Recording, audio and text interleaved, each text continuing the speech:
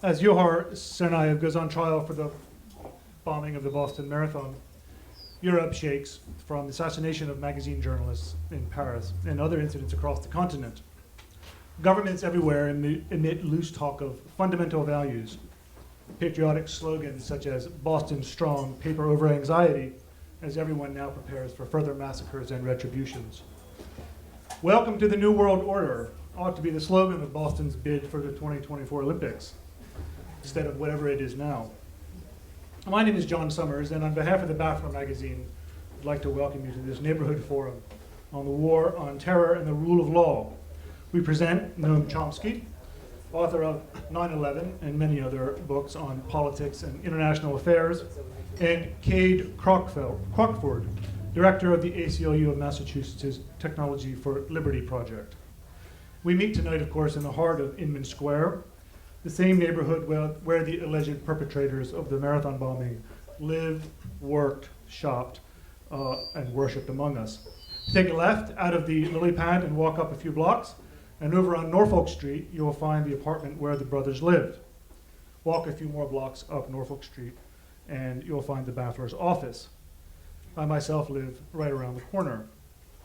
The point is that even for those of us who are not affected directly by the violence, this is a hard case not to take personally.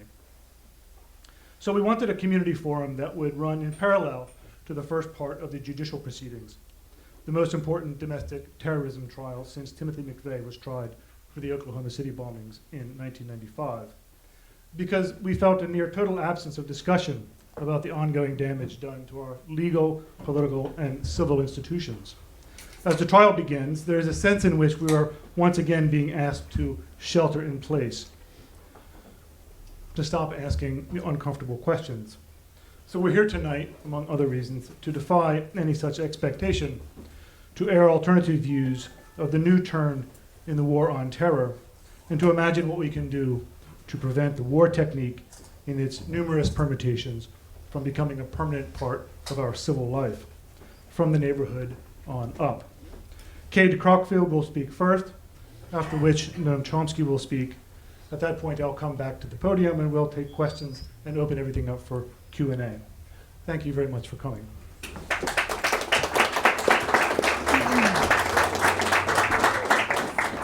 Thanks, John. Can you hear me? Excellent. So thanks for coming out tonight. Thanks to the Baffler for putting this on. There are definitely a host of troubling questions raised by the trial itself, as well as the circumstances surrounding the Tsarnaev brothers and the case against Dzhokhar. We can start with the trial. First of all, the trial should not be held in the city of Boston. The McVeigh case is a good example of a counterpoint. That trial was not held in Oklahoma for very good reason, because the judge agreed with the defense that the population in Oklahoma City, could not basically put forth an impartial jury to look at the facts without bias in that case. And clearly, as we've seen over the past week or so here in Boston, Judge O'Toole's decision to reject numerous defense motions to move this trial out of Boston was the wrong decision. The voir dire process has gone badly thus far. Every day we hear on the radio and read in the press stories about people who are asked questions by the prosecution and the defense and answer things like, X person in my family was directly related to the bombing in Y way, or, I work for the company that sponsored the Boston Marathon, or I live down the street from Richard Donahue, the little boy who lost his life that day, and I cry about it every single day. It's very difficult to imagine, particularly given that the Department of Justice has already said in motions to the court that it intends to present an argument that not only the entire city of Boston was victimized by this attack, but that the entire state of Massachusetts was traumatized and victimized. They then want to turn around and say that it's possible to field an impartial jury. Well, we've seen that that is going to be difficult, if not impossible. So there's the voir dire issue. Another really important thing that people need to realize about this trial is that it's a death penalty trial, as you know. But what a lot of people don't know about death penalty trials is that they're more likely to convict. They're more likely to be composed of people with right-wing politics, white people, men, women, people of color, and people with left-wing politics, are more likely to oppose the death penalty. And if you oppose the death penalty, you cannot sit on this trial. So right off the bat, we have a major problem. U.S. Attorney Carmen Ortiz, widely despised both by the computer privacy and security community as a result of her persecution of Aaron Swartz, and the Muslim community as a result of her persecution of Tariq Mahana, a pharmacist from Massachusetts a few years back on dubious material support for terrorism charges, has, plowed ahead, said, no, we should hold the trial in Boston, has said, we should go for the death penalty, although that was ultimately a decision made by Eric Holder. And I find it confounding, not just because it is going to ensure that this trial drags on for decades and costs taxpayers millions and millions of dollars through appeal after appeal, but also because the death penalty is illegal in Massachusetts. The voters have said multiple times that we oppose execution by the government as a form of punishment. In fact, the Boston Globe did a study I believe last year, and they found that even Boston residents opposed execution for Dzhokhar Tsarnaev himself. So this flouts the will of the public, and because of the tendency for death penalty juries to convict, the propensity for them to convict, it also, I think, threatens Dzhokhar's Fifth Amendment right to due process. So those are just a couple of the issues. There are lots more. 60% of the motions in this trial are sealed, so the public doesn't know what's going on the vast majority of the time in this case. There are allegations from the defense that it's been very difficult for them to find witnesses who will testify on behalf of Dzhokhar Tsarnaev, in part because of FBI intimidation. That's not terribly surprising given what happened to Ibrahim Tadashev, a former friend of Tamerlan Tsarnaev's, who was gunned down by an FBI agent from the Boston office in his Orlando apartment about 3 weeks or a month after the Boston Marathon bombings. That incident raises a whole host of questions related to a triple murder that took place in Waltham in 2011 on the 10th anniversary of the 9/11 attacks, believe it or not. At the time, the DA, District Attorney Jerry Leone, told the public that his office believed that it was likely two assailants who were let into a home known to the victims and killed those three people, Brendan Mess, Eric Weissman among them. Brendan Mess, reportedly one of Tamerlan Tsarnaev's best friends. We hear a month after the marathon bombing that Ibrahim Tadashev was penning a confession to those murders when he flipped out, threw a table. First we heard it was a broomstick, then a knife, then something else, attacks the FBI agent in the midst of writing this confession, implicating himself and Tamerlan Tsarnaev in those murders, and he's killed. He's gunned down by the FBI. Well, subsequently, as journalist Susan Zalkin has documented, both for This American Life and Boston Magazine, the FBI proceeded to harass, intimidate, deport basically everybody who knew Ibrahim Tadashev. So some sort of bizarre cleanup operation taking place in Florida.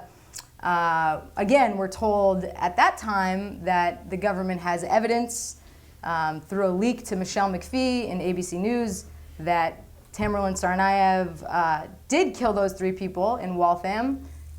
The press reports that the government has forensic evidence and cell phone location records. Curious to know where those records were for 2 years when those murders were unsolved. A week after the bombing, suddenly the government has evidence pointing to Tamerlan's involvement, but the case was cold for 18 months before that. Sort of bizarre.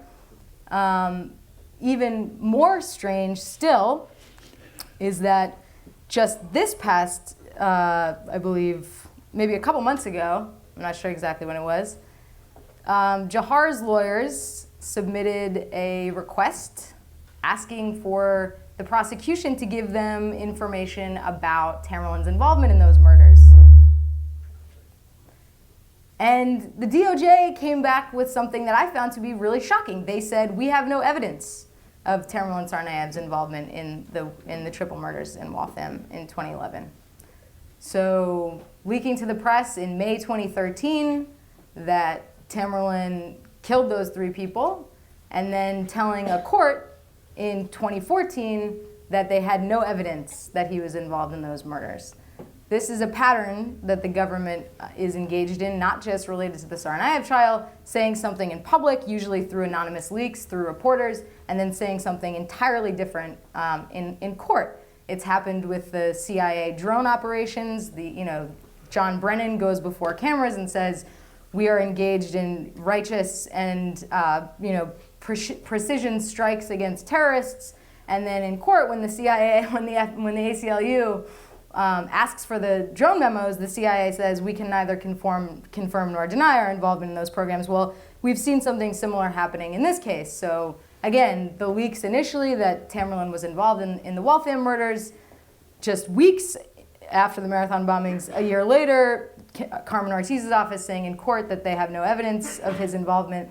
And another strange thing, this I think the most disturbing question that I haven't seen nearly enough exploration of in the press, just days after the Marathon bombings in May of 2013, we read in CNN that through, again, anonymous law enforcement leaks, that the government has found forensic evidence that the bombs that exploded at the Marathon were built in Tamerlan's apartment just down the road.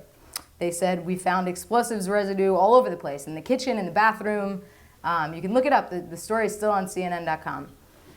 Well, a year later, in May 2014, Carmen Ortiz's office files a brief in court in US v. Tsarnaev that says the exact opposite. It says, we actually didn't find much of any evidence in Tamerlan's house, and we don't know who built the bombs. Well, that's quite an admission. And it's not the only time that the government has said that in court.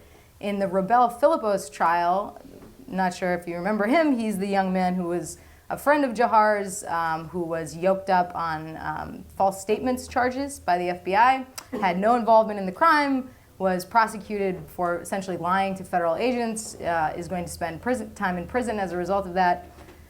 During his trial, an FBI agent said in public, again, in front of reporters, one of whom tweeted this, that the FBI does not know who built the bombs that blew up at the Boston Marathon. So here we have Dzhokhar Tsarnaev, 21-year-old kid, bearing the full weight of the government's prosecution of this terrorist crime. And the government is, at the same time, admitting that it doesn't know who built the bombs that exploded at the Marathon. I find that to be alarming, particularly given the government's omnipotent surveillance state that it directs at all of us. So Edward Snowden, in the wake of the bombings in 2013, said the reason why the NSA and the FBI didn't catch this guy is because they were spying on you instead. There's a lot of truth to that. It sounds flippant, but I read in the New Yorker this week a piece called The Whole Haystack. I encourage you to look it up. And in that piece, it opens with a really alarming statement that I also believe is true. It says, the vast majority, if not all, of the major terrorist attacks that have occurred on Western soil since 9/11 have been perpetrated by people who were known to law enforcement. This is not, and the same is true with Tamerlan. The same is true with Tamerlan. He was investigated by the FBI, they admit, for months at least. His defense team says that the FBI asked him to become an informant for the government, a claim that Senator Chuck Grassley asked FBI Director James Comey about in an October 2013 letter that he got an insufficient response to, in my view. But the fact remains that the majority, if not all, of the major terrorist attacks that have occurred in the United States and in Europe since 9/11 have been perpetrated by people who had been investigated at some point by law enforcement. So the notion that the government should be recording details of every phone call we make, which is what they do, sucking up vast quantities of our private communications through surveillance programs conducted by the NSA, as well as other government agencies, which they do, in order to stop terrorism, is clearly bogus. These dragnet surveillance programs do not have any effective impact on stopping terrorism. You know, surveillance of this sort, as Snowden has said and other dissidents have said repeatedly over time, not just in the digital age, but since the Stasi, surveillance of this sort exists for political, social, and economic control, for purposes of control, not for public safety. And I don't think that we could have a clearer example here in Boston than the Boston Marathon.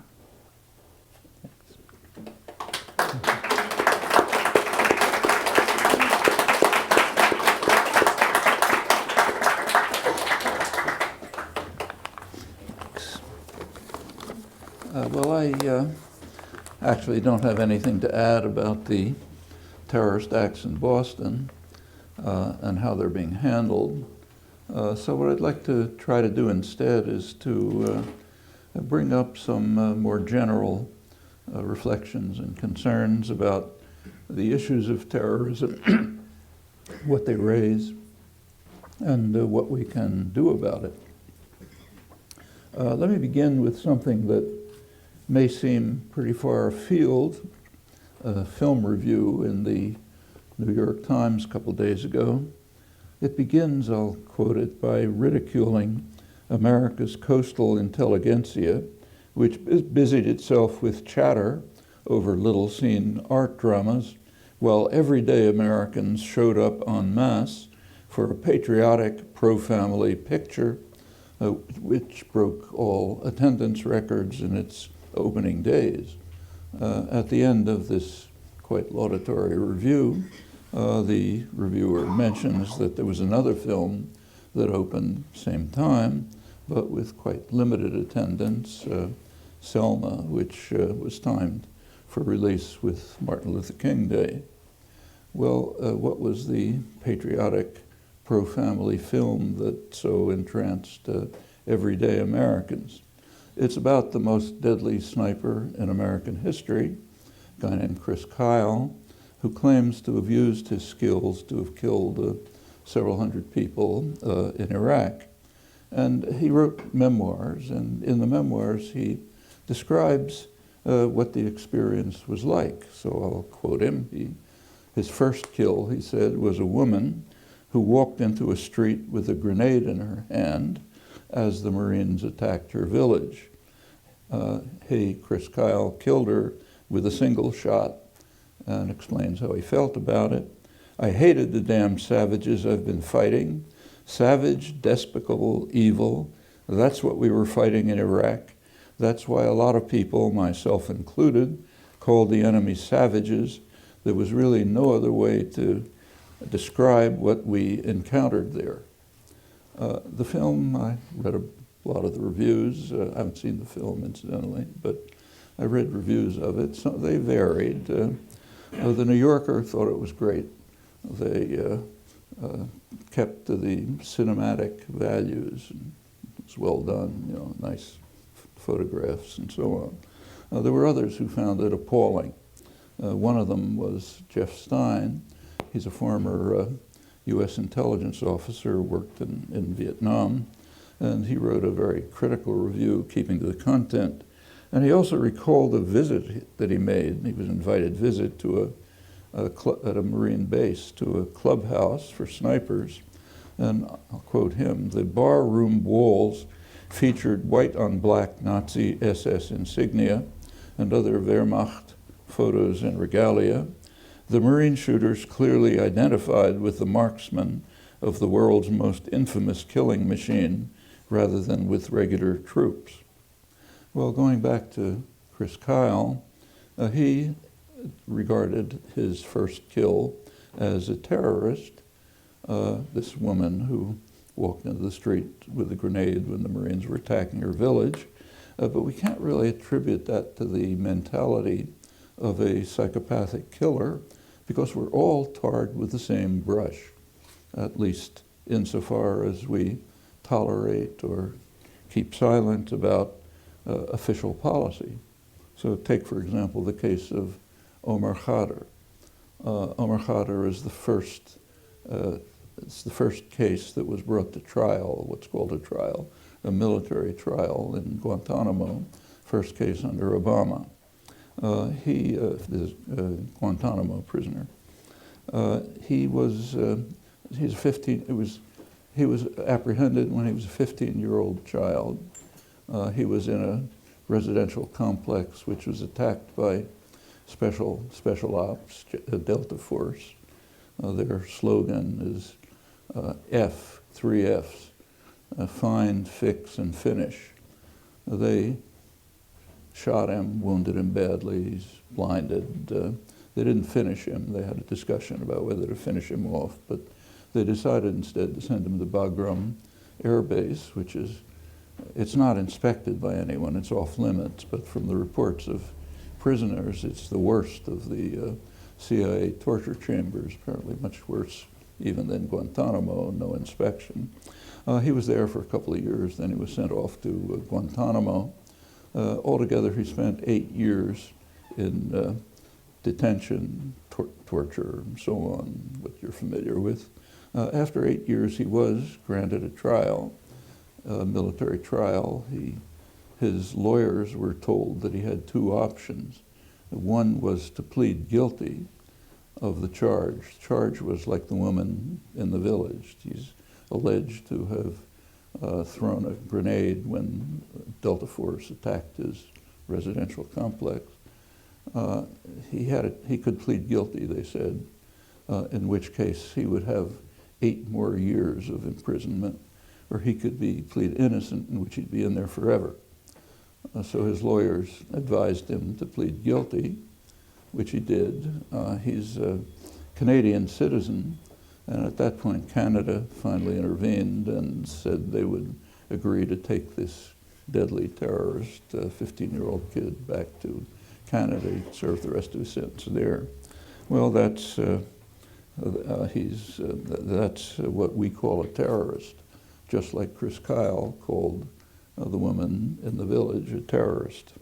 And that mentality, there's very little commentary about this, incidentally, except for Amnesty International, ACLU, and so on. The mentality helps explain why it's so easy to ignore what is clearly the most extreme terrorist campaign of modern history, if not ever, Obama's global assassination campaign, the drone campaign, which officially is aimed at murdering people who are suspected of maybe someday planning to harm us. If that's what they're suspected of doing in the morning sessions with Brennan and so on, then we blow them away. And I'd really advise you to read some of the transcripts of the drone operators. They're hair-raising. The guys who are sitting in front of computers, you know, in Las Vegas or somewhere. I can't repeat it. Obama, you may recall, when he won the Nobel Prize, said, make no mistake, evil does exist in the world. And he's right, and he knows exactly where to find it. There are lots of other examples that are quite pertinent today. So in the context of relaxing our, what's called renormalizing relations with Cuba, which means relaxing our relentless attack on Cuba for half a century, one thing that's ignored is a massive terrorist campaign that John F. Kennedy launched against Cuba. It almost brought the world to a terminal nuclear war, Cuban Missile Crisis, and after that it was immediately relaunched. This is ignored, dismissed. You find almost no reference to it except for some witticisms about silly CIA plots that didn't work to try to poison Castro or something like that, which did take place, but that's the least of it. And the same is true of numerous other atrocities by our side. Right after the latest famous terrorist atrocity, the Charlie Hebdo, the head of the Israeli Labor Party, Isaac Herzog, he's the prime opponent of Netanyahu in the upcoming election, was quoted as saying, "Terrorism is terrorism. There are no two ways about it." That's quite wrong. There are two ways about it, and we know about it very well. We look quite differently at the retail terrorism that's done by them against us as compared with the wholesale terrorism that we carry out against them, which doesn't count. That's this observation is one of the most richly documented and well-established results in the large-scale study of terrorism in the past 30 years, ever since Ronald Reagan declared a war on terror as he came into office. Well, this usual, incidentally, it's hardly a new observation. So George Orwell defined what he called the nationalist. He said, the nationalist not only does not disapprove of atrocities committed by his own side, but he has a remarkable capacity for not even hearing about them. And Orwell didn't go far enough. We also have a remarkable capacity for denying them or even lauding them, case after case. And this usual pattern was followed after the latest atrocity in Paris. The crime was vividly reported by the veteran Europe correspondent of the New York Times, Stephen Erlanger.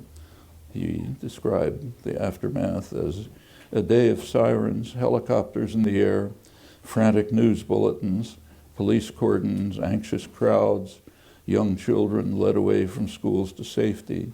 It was a day like the previous two of blood and horror in and around Paris. And Erlanger also quoted surviving journalists who said, everything crashed, there was no way out, there was smoke everywhere, it was terrible, people were screaming, it was like a nightmare, there was a huge detonation, and everything went dark. Erlanger comments, the scene was an increasingly familiar one of smashed glass, broken walls, twisted timbers, scorched paint, and emotional devastation. As some of you may recognize, I'm cheating. That was not his report after the Paris Charlie Hebdo bombing. Rather, this was April 24th, 1999. Didn't make it to the front page. It was buried in an inside page. It wasn't terribly important. It was the U.S. Missile attack on Serbian state television. Headquarters knocked the radio television station off the air. Killed 16 journalists, several more than Charlie Hebdo. And Erlanger reports that American officials defended the attack as an attempt to undermine, his words, an effort to undermine the government that the U.S. was attacking, and therefore the radio television station was a legitimate target. Richard Holbrooke, distinguished diplomat, he was then the envoy to Yugoslavia. He described the successful attack as an enormously important and I think positive development. It was echoed by many others. There was an international, still is international tribunal for a criminal tribunal for Yugoslavia. They were asked by some Canadian lawyers to look into the NATO attack, and they concluded that it was not a crime. But they did say, I'll quote them, that civilian casualties were unfortunately high, but they do not appear to be clearly disproportionate. That's in contrast to Charlie Hebdo, where obviously they were very much proportionate. I don't know proportionate to what, but that's the quote. Well, let's go back to Chris Kyle. Some of his exploits were in Fallujah during the Marine attack on Fallujah in November 2004, one of the worst war crimes of the invasion itself, the worst war crime of the millennium. Here it's regarded as an example of marvelous heroism of our soldiers in liberating Iraq. If you go back to the reporting of the Fallujah attack, it's extremely interesting. I happened to be in New York when it took place. I had some talks. I stopped all the talks, and each day just talked about the front page of the New York Times. The first day of the attack, the front page of the New York Times had a big picture, right in the front page, of a hospital. The Marines had attacked a hospital, which is of course a war crime. They had thrown, what the picture showed, the photograph showed, is that they had thrown the patients out of their beds and onto the floor, tied their hands behind their backs, done the same with doctors. There were some questions about it. The reporters asked, why attack the hospital? And they were told that the hospital was a legitimate target. The reason was that it was producing propaganda for the rebels, namely casualty figures. So therefore it was entirely legitimate to destroy this, to prevent this propaganda agency from continuing to spew forth its violent materials. Really easy to continue. I won't go on, but you should be able to add many more examples. One of the more interesting comments on Charlie Hebdo crime was by a noted civil rights lawyer, noted for his vigorous defense of freedom of expression, Floyd Abrams. He sharply condemned the editors of the New York Times because they didn't publish the Charlie Hebdo cartoons ridiculing Muhammad that elicited the terrorist assault. And that, he said, if they had done so, it would have properly served the cause of free expression in the immediate wake of the most threatening assault on journalism in living memory. He's actually right. The Charlie Hebdo attack was the most threatening assault on journalism in living memory. That's actually a comment on living memory and on us.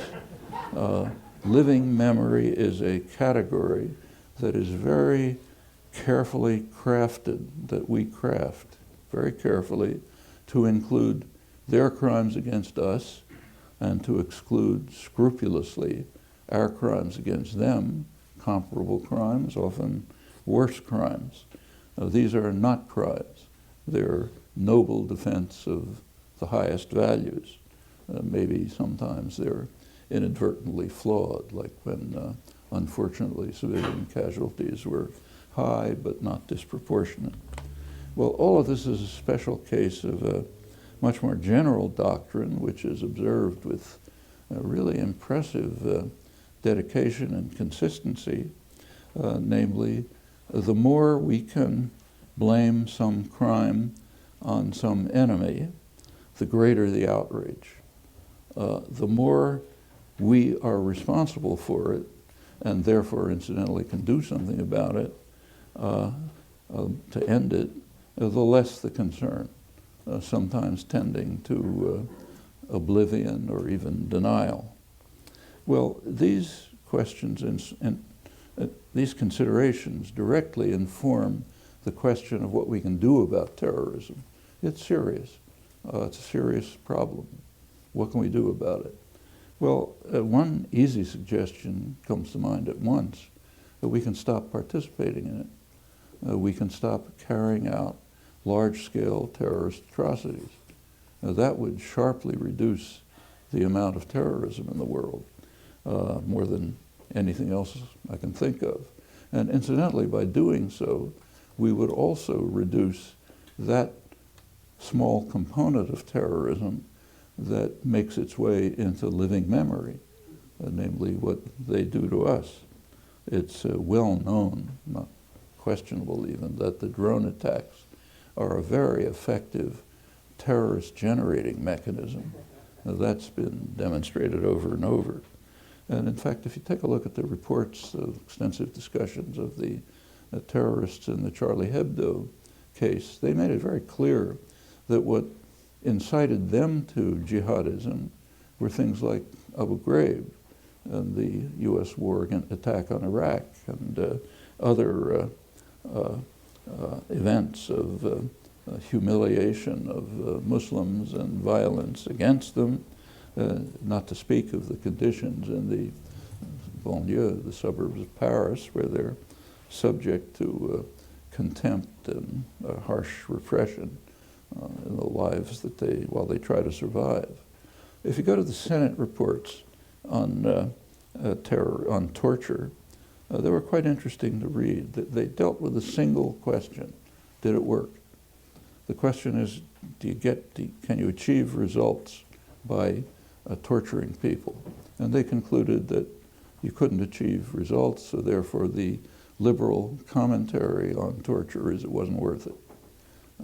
That's the limit of the official discussion. But there's pretty good evidence that that's irrelevant, because the evidence is pretty strong that getting results was not the purpose of the torture. This Cheney-Rumsfeld torture machine was initially designed for quite a different purpose, pretty explicitly. The purpose was to try to elicit some information, true or false, didn't matter. That's why it doesn't matter if you get false information from torture. Some information that would tie Saddam Hussein to Al-Qaeda, which was a crazy idea, but that's what they needed in order to justify the attack on Iraq that was planned.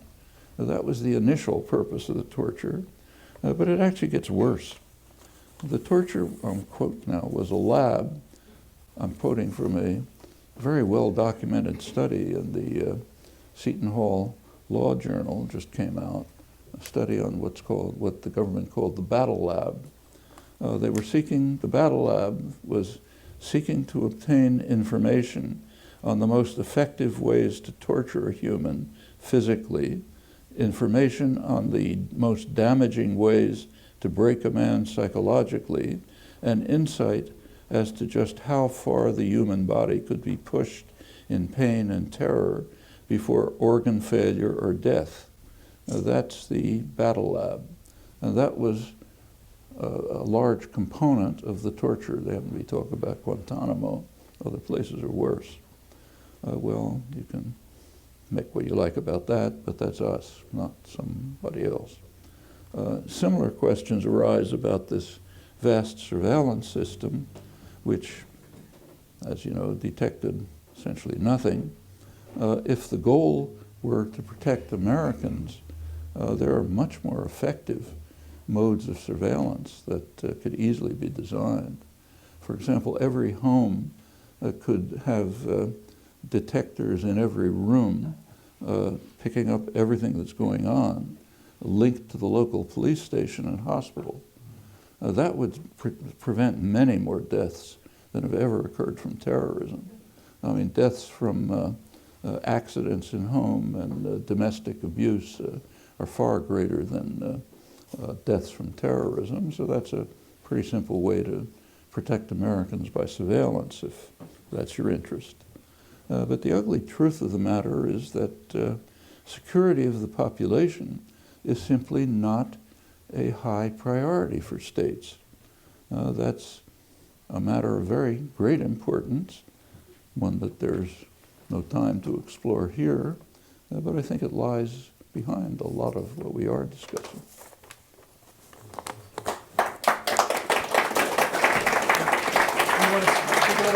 Yeah, I'll just say a few things.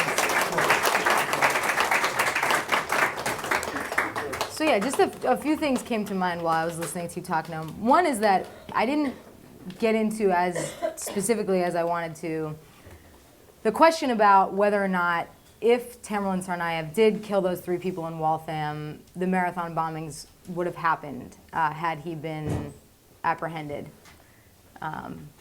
before April 2013. It's an important question because it gets to an issue that affects the rest of us, as the forum here advertises, the question of dragnet surveillance, as Noam has identified, dragnet surveillance clearly doesn't protect public safety. There is something that protects public safety, which is individualized suspicion of wrongdoing. So if it's actually true that the government had evidence way back when, in 2011, that Tamerlan Tsarnaev killed those 3 people, as they leaked to the press that they did after the marathon bombings, and he had been investigated for that specific crime, given that there was specific evidence of wrongdoing against him, it would have prevented the bombing because he would have been in prison, having been convicted of killing 3 people. It's a really perfect, very condensed and locally relevant example of why individualized suspicion is actually a much better public safety policy than dragnet surveillance. Another thing that is so interesting about the Paris attacks specifically is that in the wake of the shootings, Al-Qaeda took responsibility for at least training some of the people who were involved, if not financing the operation. We don't know if it's true that they did that, but they took responsibility. They told Jeremy Scahill of The Intercept that they were responsible. And they also said something really interesting. They said, I'm paraphrasing, why is it okay for you to kill our propagandists and we can't kill yours? Now, you'll recall that the United States government announced to the world that it intended to kill Anwar al-Awlaki, a U.S. citizen, with a drone before they did it. The ACLU, working with al-Awlaki's father, sued and said, hold on, you can't kill a U.S. citizen without due process. This is absurd. All those lawsuits failed. And he was killed eventually. The U.S. government killed him with a drone, a U.S. citizen. They alleged that he was operational. There's no evidence of this at all. He was a propagandist. There's plenty of evidence that he was a propagandist. They hated him because he spoke in English, and he spoke very eloquently, denouncing the United States government. They murdered him. They murdered him. They murdered Samir Khan, who was another U.S. citizen, who edited the magazine Inspire, which you might have heard about, Al-Qaeda's English language propaganda outlet. So it's a question that is uncomfortable, I think, for the United States government and for the West more generally. Why is it okay to kill their propagandists and it's not okay to kill ours? Of course, I don't agree with killing any propagandists, but... And then on the question of the actual public safety threat that terrorism poses, there was a study done a few years back that showed that you're more likely to be killed by your furniture in the United States than you are by a terrorist. So literally, your television is more likely to fall on your head and kill you than you are likely to be killed by someone who has, political motives. So just consider that every time you hear the FBI and the NSA say that they need some new power or technology and even local police now to invade your rights to protect you. Are they going to do it to protect you from your television? Is really the question you should be asking. There are quite a lot of interesting cases of how we've routinely, the U.S. goes after what it calls propaganda agencies and destroys them. I mentioned a couple, but some I saw firsthand. I happened to be, by accident, in Islamabad right at the time when the U.S. forces invaded Afghanistan. And of course, all the journalists in the world flocked to Islamabad because that was the way to get into Afghanistan. And if you've ever been in a place where a lot of journalists flock together, you'll know how it works. There's a couple of hotels. They hang around the hotel bars and they have fun and have drinks and talk to each other and so on. And the big joke among the journalists in the Islamabad hotel bar was about the U.S., the bombing of the Al Jazeera television radio outlet in Kabul. It had been attacked and destroyed by U.S. missiles. And the official story, which incidentally all the journalists reported, was that it was an accident. They were aiming at something else. Everyone in the bar was laughing about how ridiculous this is. Of course, they targeted the Al Jazeera office and destroyed it, but It's not the kind of thing you report. That's routine. You're quite right. And the U.S. killed Al Jazeera journalists in Iraq as well. Exactly. Yeah. Okay, we're going to take a couple of questions, and I think the easiest way to do it is I will call on you from here, and then we'll try to keep the discussion going. Yes, sorry. We don't have a wireless mic, so speak up so that everybody in the room can hear you. So I read a very interesting report where they said in France, post the Charlie Hebdo attack, that the Muslim population of France is about 7.5% or something like that. But then the incarceration rate and the number of prisoners is like 70% of all prison inmates in France are Muslims from mostly Middle East or North African nations. You kind of see some sort of a trend here too in the US with mostly people of color and mostly black people and all that stuff. So what are the implications if we continue doing this? And you already see that the prisons are the hotbed for whatever they term as domestic terrorism within France and the radicalization of those populations. So what are the implications for a country like the US, which is disproportionately imprisoning people of color and immigrants? Well, I think the implications are pretty clear. It's pretty much like defense against terrorism or surveillance. If the purpose of the so-called criminal justice system was to protect people, prevent crime, and so on, you wouldn't have these results. So that tells you the purpose is something else. What's the purpose? Just look at the results. In France, it's part of the raging Islamophobia, which is all over Europe, incidentally. My own feeling is that Europe's more racist than the United States. And one consequence is what you described. If you go out, I've visited the banlieue, these suburbs of Paris, where it was mostly North Africans. And the conditions are pretty awful. I've seen worse poverty, but they're pretty bad. But the worst thing, and the thing that people complain about, is the utter contempt that is felt towards them by those rich guys in Paris an hour away. And the way they're treated if they dare to get into Paris. This is, you have to live with this constant assault on your dignity, your personal rights. There's plenty of violence and repression too, unemployment, no hope, imprisonment. Well, out of that comes crime, what we call crime, but it has roots. Same in here, I don't remember the exact figures, you probably know them, but there's a highly disproportionate number of black males in prison, and not because they're genetically different. There's a history of 400 years since the first slaves came, which has a very strong residue.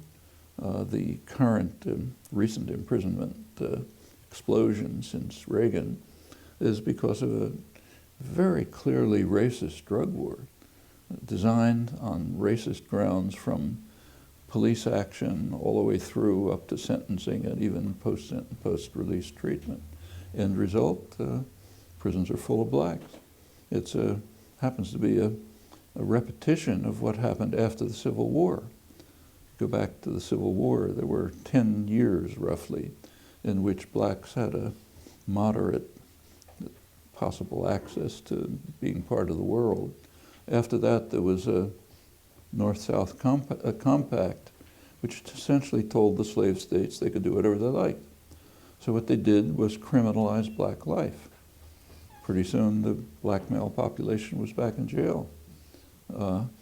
Large part of a labor force for the Industrial Revolution of the late 19th, early 20th century. Now we're doing it again. It's been going on for 400 years now. Kate, I noticed you tweeted something earlier this morning about how, I believe it was the judge said that the presumption of innocence is kind of just like a bon mot and not something to be really taken seriously. A term of art is what he said. Yeah, term of art. I was just wondering if, talking about the possibility or not possibility of moving the trial out of Massachusetts, do you even think it's possible in a sense to compose an impartial jury, especially considering stuff like that and the fact that if you admit in the jury selection process that you would ever doubt the word of a police officer, they just kind of reject you off the bat. Do you think there's any hope for the jury at all? Well, yeah, I mean, the second question points to a larger problem in the criminal punishment system, right? That's not just about this trial. You're right. If you say you don't like cops or you distrust cops, you will never serve on any jury in this country. But certainly, yeah, I mean, like I said earlier, I don't think that that an impartial jury will be fielded in this case. Even if the jury is impartial by O'Toole's standards, or even by the standards of the defense, I don't think that it's possible for there to be an impartial jury, given that this is a death penalty case. As I said before, you cannot serve on the jury unless you support execution as a political matter. So in the discussion today, I think we've highlighted that there's mass deceit on part of the government, on the American people, and it's largely executed by the media, which is largely controlled by private entities that are also entangled within the government. And it's highlighting a huge problem that we're facing as a country, where we're going closer and closer to this police state Orwellian type way of living. So what can we do now, and where do you see that we can go to take a step back and kind of awaken the people in the country that are passively allowing this to continue and allow this country to be great once again? I have an answer for that. First of all, you should support the budding Black revolutionary movement that's happening right now, sometimes known as the Black Lives Matter movement. As Noam said, Black people in this country are by far the most oppressed by the police and the court system, the legal system. So following the lead of Black activists, I think in that regard is quite important. But beyond that, as far as the police state, the surveillance state is concerned, and I don't think that those terms are hyperbolic, actually. As I said before, the government has kept records of every phone call you've made over the past 8 or 10 years, and every call you'll make tomorrow and the week after that, as well as many, many other forms of electronic surveillance that happen all the time to all of us, not people who are suspected of specific crimes. On those issues, I really strongly suggest that you go to your city council and try to deal with this issue at the local level, because Congress is not the place for it, in my view. We've seen that the intelligence committees are completely captured by the intelligence agencies. As Noam said, even the one decent report that we got out of the Senate Intelligence Committee recently focused mainly on the question of whether or not torture is effective, not whether it's illegal and immoral, which it is. And so, even in the wake of the Snowden revelations, we've seen very, very little movement in Congress on even the most milquetoast reforms to those surveillance programs. There's going to be an opportunity coming up because the Patriot Act is going to sunset. So Congress will actually have to affirmatively pass surveillance law. And so I think that's one possible place where we might be able to apply some pressure. But it's really very difficult. The intelligence agencies, so-called, have a lot of power in Washington, and I don't think that power will be easily dislodged. At the state and local level, however, we do have a much better chance.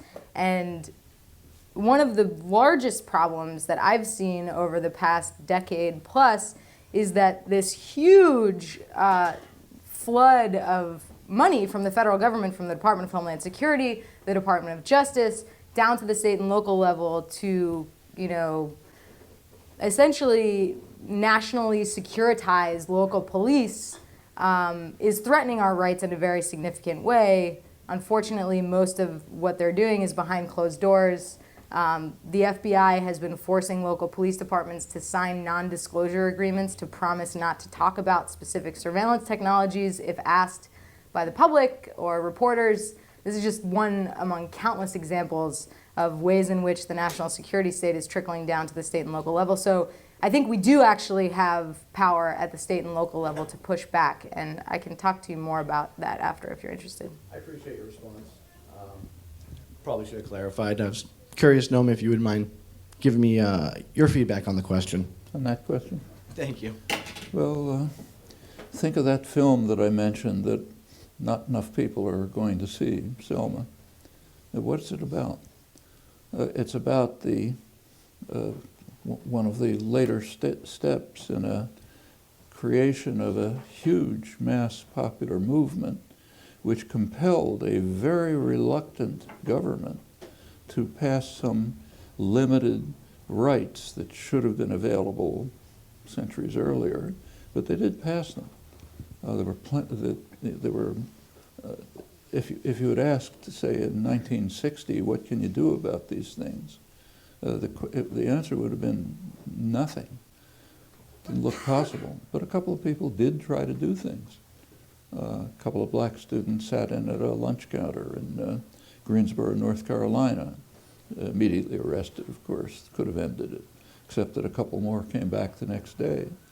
Pretty soon you had SNCC formed, Student Nonviolent Coordinating Committee, Freedom Riders going through the South, facing extreme violence, far worse than anything we can think of today in the country.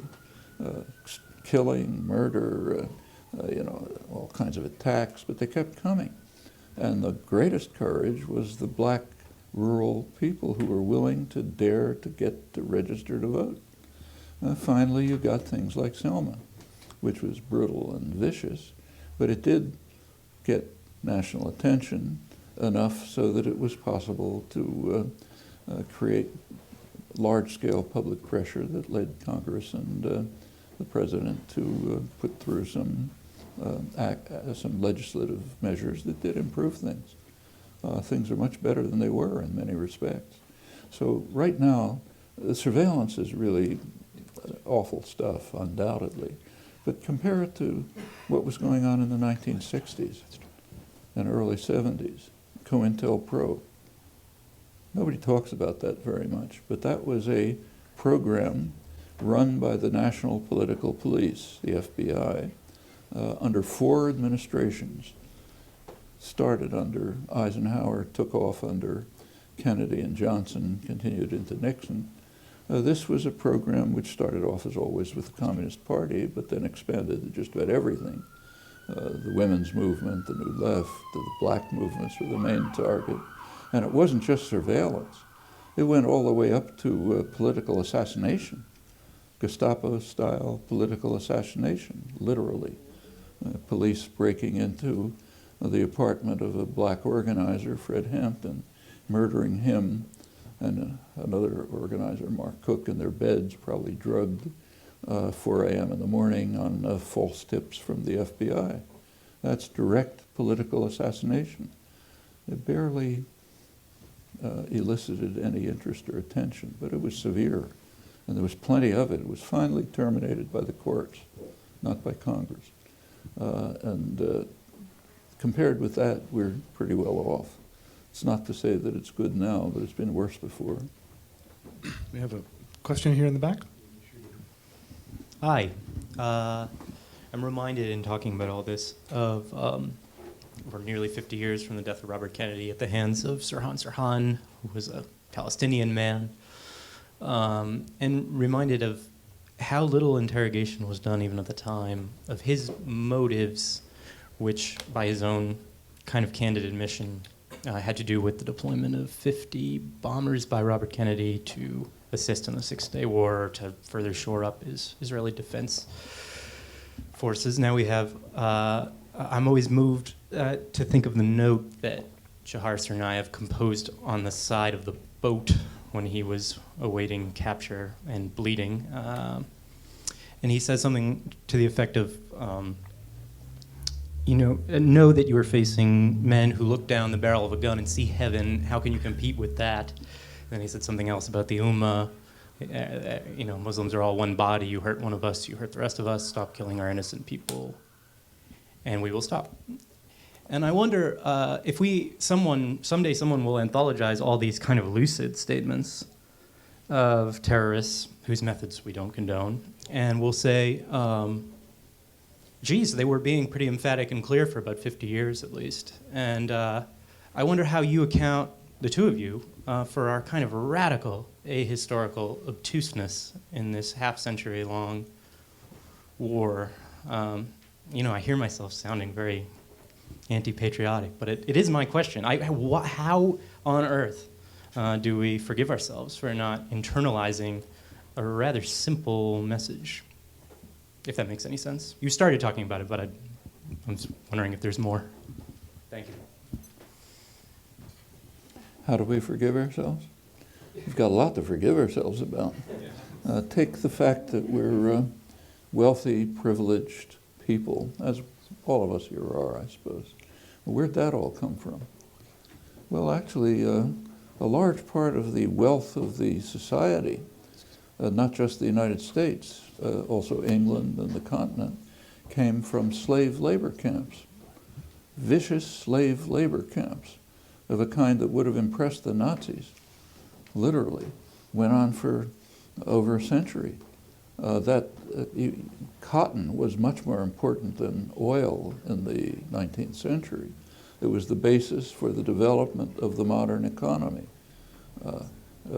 Manufacturing, finance, merchants, commodities, trade, all developed out of the cotton production. Where did cotton production come from? Slave labor camps, vicious, murderous slave labor camps, where productivity, which were very efficient incidentally, the productivity in slave labor camps producing cotton, productivity increased faster than it did in industry. And there were no technological innovations, just the bullwhip and the pistol, and driving people harder and harder so they could produce more and more cotton, more and more rapidly, more and more efficiently. That's why we share in wealth and privilege, and not just us. So is that something to apologize for? Well, yeah, we do apologize for it by throwing them in jail and claiming that they're genetically inferior. That's why they do these bad things. And this has been going on, as I said, for 400 years in one form or another. There's also a small matter that actually was mentioned in the New York Times this morning, interestingly. There was an article on Junipero Serra, who's being considered for sainthood. He led the missions in California, which brought civilization to the Indians by exterminating them and Christianizing them. So he's a saint, or almost a saint, soon will be. But to the credit of the reporter, whoever it was, it did quote Indian activists that said, look, there's another side to this. Extermination, destruction of our culture, stealing of our lands, and so on. Well, that didn't happen just in California. Right here where we are, the same thing happened a little earlier.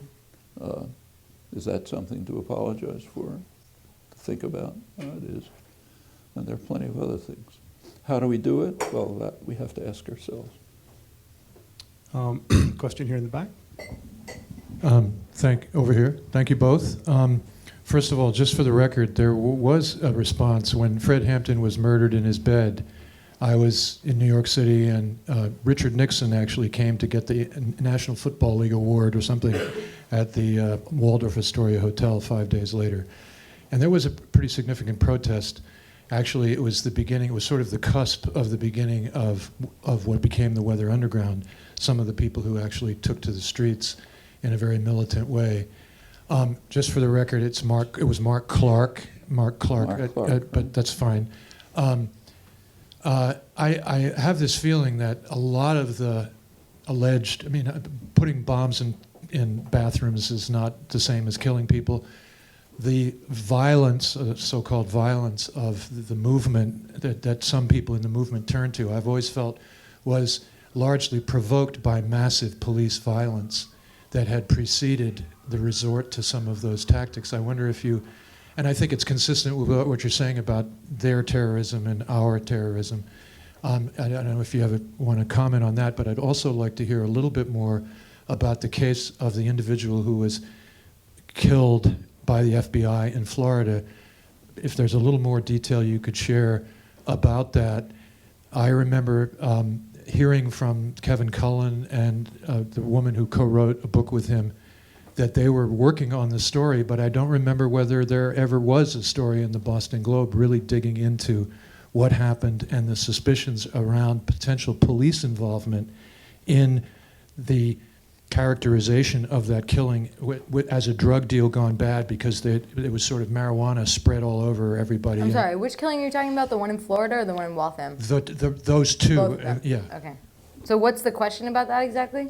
What else you might say about what is believed to have happened, or what the characterization of what happened, what actually happened during the interrogation, to the extent that there's been any evidence?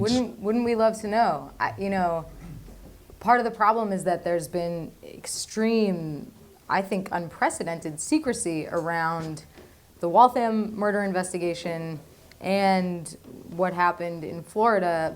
The Florida State's Attorney, Jeff Ashton, I believe his name is, published a report clearing the agent, FBI agent Aaron McFarland, of wrongdoing in shooting Tsarnaev. He was shot 7 times, including twice in the back.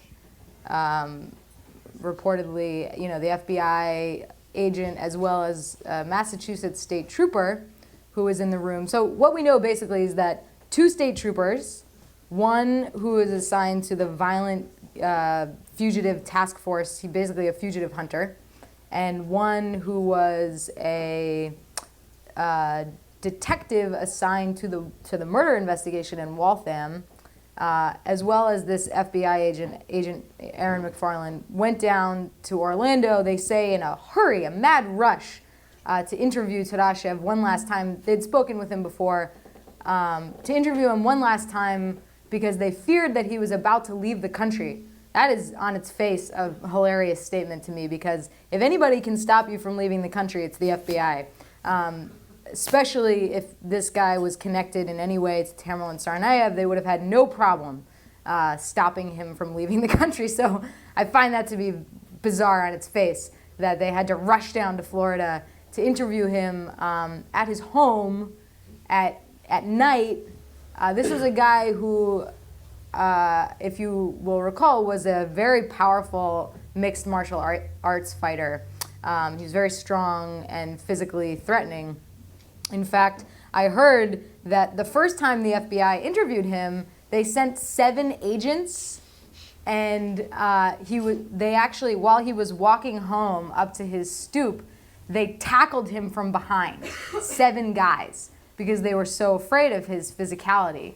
Justifiably, he was quite violent and had a hair-trigger temper, reportedly. But then, his last interview, which, by the way, they promised him would be his last interview, it certainly was, they only sent 2 guys into the room at his home, highly unusual behavior. Typically they would want to have him in a secure environment, somewhere they could control what was going on. No, at night they interview him at home, just 2 guys in the room. So there's already a lot of stuff that seems unusual, suspicious. And then, of course, the next day, the FBI's initial statements change about 40 times, like I said before. First, the story was he came at them with a pole, then it was a knife, then it was a broomstick. It's like a candelabra, a samurai sword. I'm not kidding. You can read these reports in the press. And then, finally, they settle on the story that he's sitting at a table, not unlike this, writing his confession, confessing to this murder. Susan Zalkian, who I think might be in the room, has reported that the things that he wrote down in this confession didn't even comport with the facts at the crime scene in Waltham. So there's some, strange stuff there. Flips the table. Somehow the table boomerangs and lands on the back of the FBI agent's head, giving him a giant gash in his head. There are photographs of the FBI agent's wound made public. And then runs into the kitchen, shuffles to find a knife, and boom, boom, is shot somehow in the back twice. So this is what we're told, and the FBI as well as the Florida state's attorney cleared the FBI agent, Aaron McFarland, said the shooting was justified. FBI officials have been cleared in 150 out of 150 shootings over recent years, as Charlie Savage of the New York Times documented. So, yeah, I mean, there's one of the things that I find to be the most bizarre, honestly, about that case is that some of the text messages between the officers that night were printed, actually, in the state's attorney's report in Florida. And the next day, after Tsarnaev was killed by the FBI, one of the officers texts to another one. I'm paraphrasing, but you can look this up. It's on my blog. "Great job, men. We got through it, and now we're headed home." So I'm confused about that statement, because if I were police officers who thought that this man perhaps was the only living witness to a savage and brutal triple murder in Waltham, Massachusetts, where 3 men nearly had their heads decapitated, they were sawed so far, marijuana dumped on the bodies, lots of cash left in the house, truly bizarre crime. If you had killed in an interrogation the sole remaining witness to that crime, I don't think that it strikes me as weird that you would then text, "Good job, we got through it, we're heading home." It's not a conspiracy. I mean, you can look it up. It's in the Florida State's Attorney's report. I find it to be truly bizarre, and I don't know. I don't know what happened. The government's mum, any information about the murder investigation is not being released because the government says that the Waltham murders are still under investigation, even though they've also said at times that the 2 prime suspects are both dead, both of them at the hands of the government.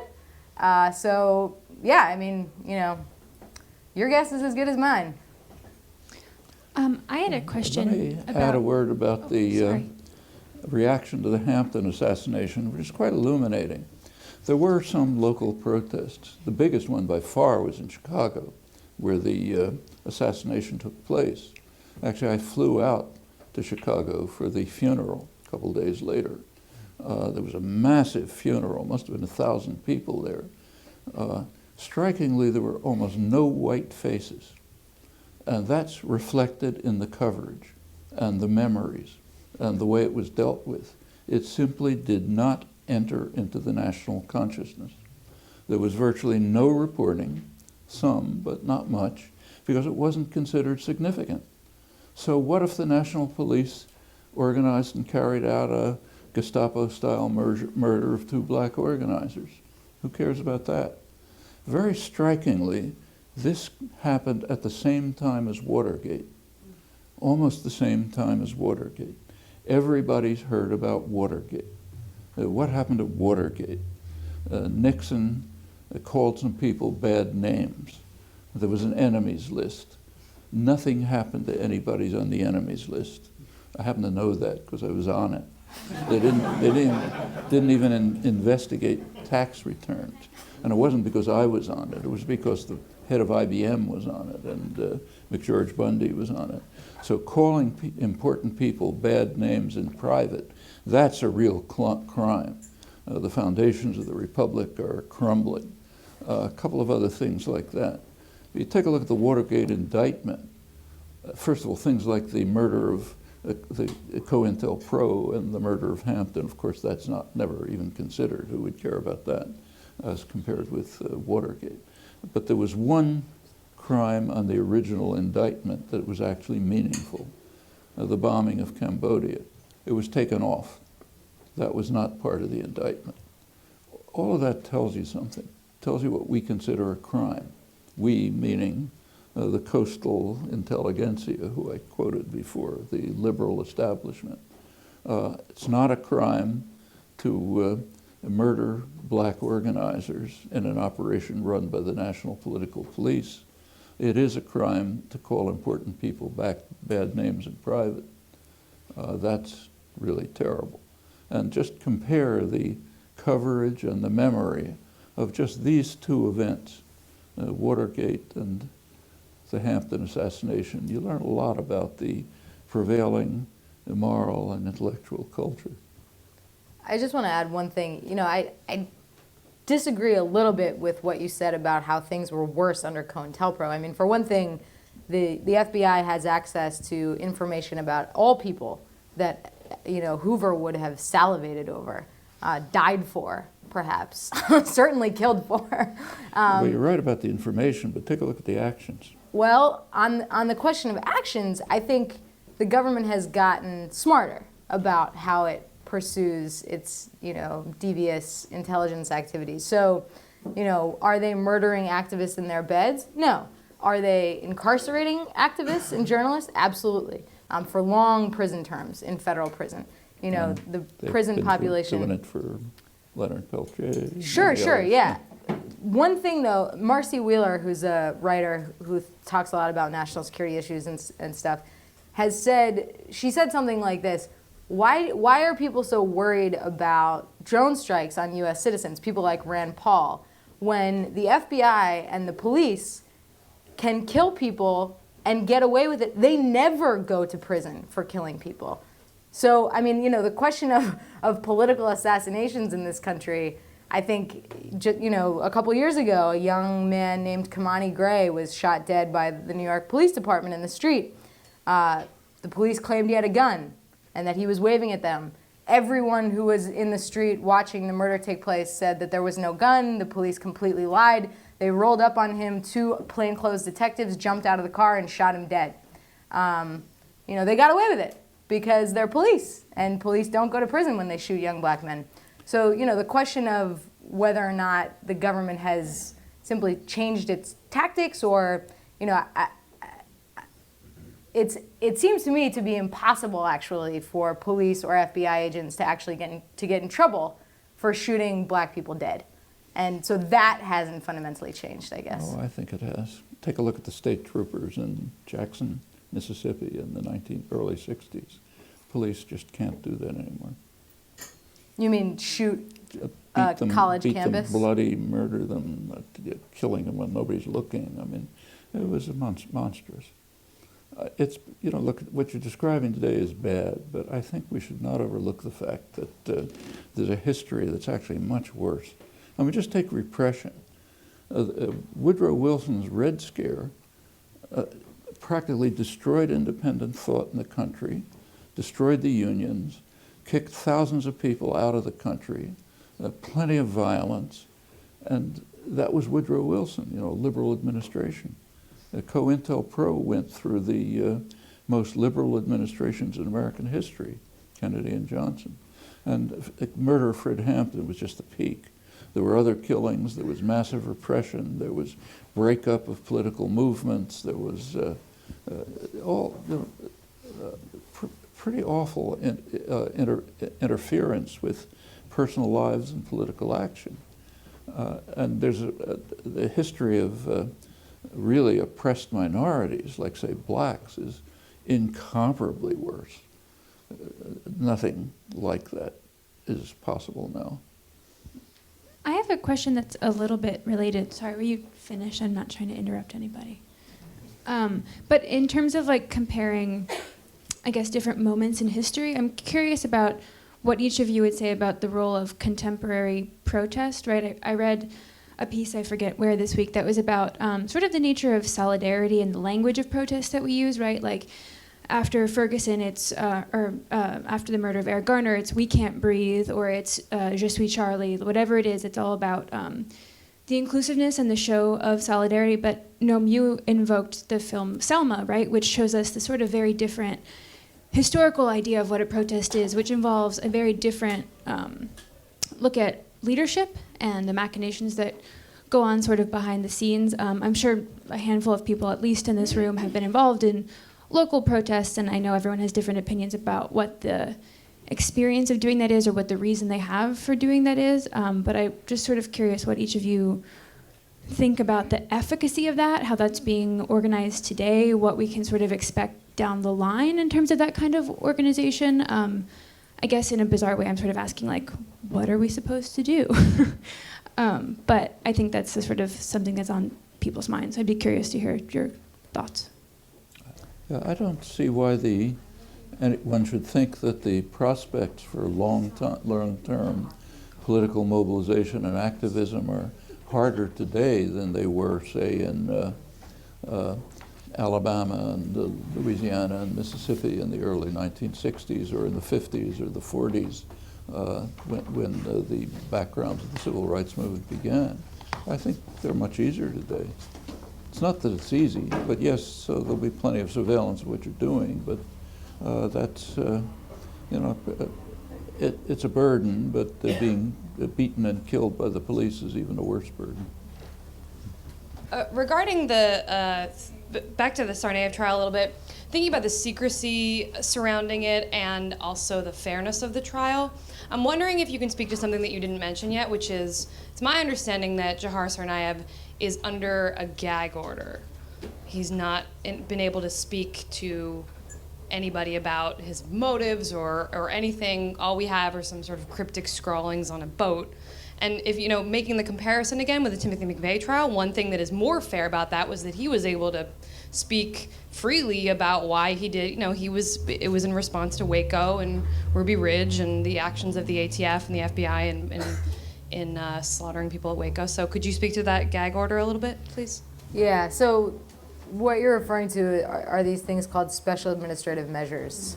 If there's a more Orwellian term for the thing that describes, then maybe it's special administrative detention. I don't know.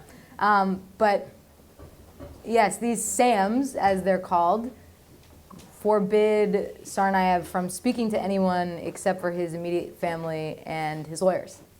So yes, he can't talk to the press, he can't give interviews, he can't write statements that can be read by the general public.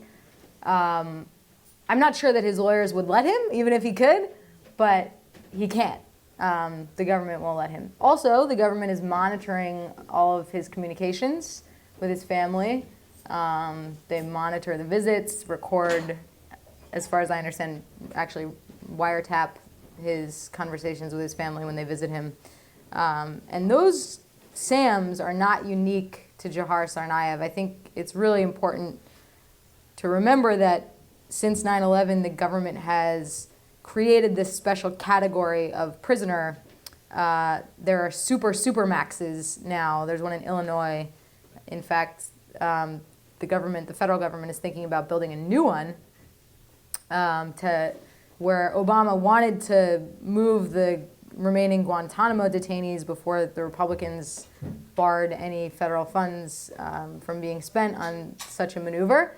And at these special super maxes, where literally the only people in them are Muslims and left-wing so-called terrorists, so eco activists who lit fires at SUV dealerships, people like that. There's nobody else goes to these places, and their communications are extensively monitored by the Bureau of Prisons. They have very restricted rights in terms of what kinds of publications they can access while they're incarcerated. So yeah, this kind of treatment that Dzhokhar Tsarnaev is subject to during the trial is likely to extend for the rest of his life.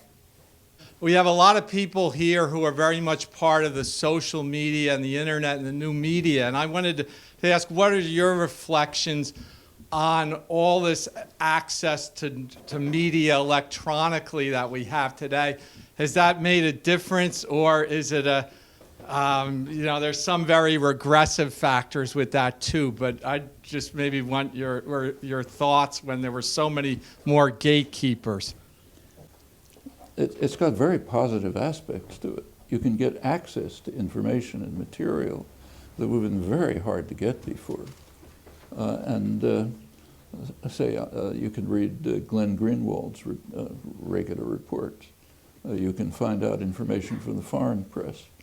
There's things that you would have had to do intensive research, individual research for not long ago. You can now pick up in the morning by just a couple of keystrokes. And you can also, there's plenty of, you can present your opinions, your interpretations, there's discussions, there's debates. Things that would be very hard in the past are now much facilitated. Practically all the organizing that goes on today is through social media. which is, of course, far more effective than just trying to find people. So all that's positive. But there's a negative side, too. In practice, it tends to separate people from one another. It tends to set up superficial relationships instead of real, live, personal relationships. And it tends to trivialize a lot of communication and interaction, and also to divert people. A tremendous amount of it is just diversion. And that's harmful and negative. So I think it's kind of like just about any technology. The technology is kind of neutral. What the impact of it is up to us, how you decide to use the technology. And you can use it as a very significant force, but it's an effort and a battle like anything decent. Kade Crockford, Noam Chomsky, thank you very much.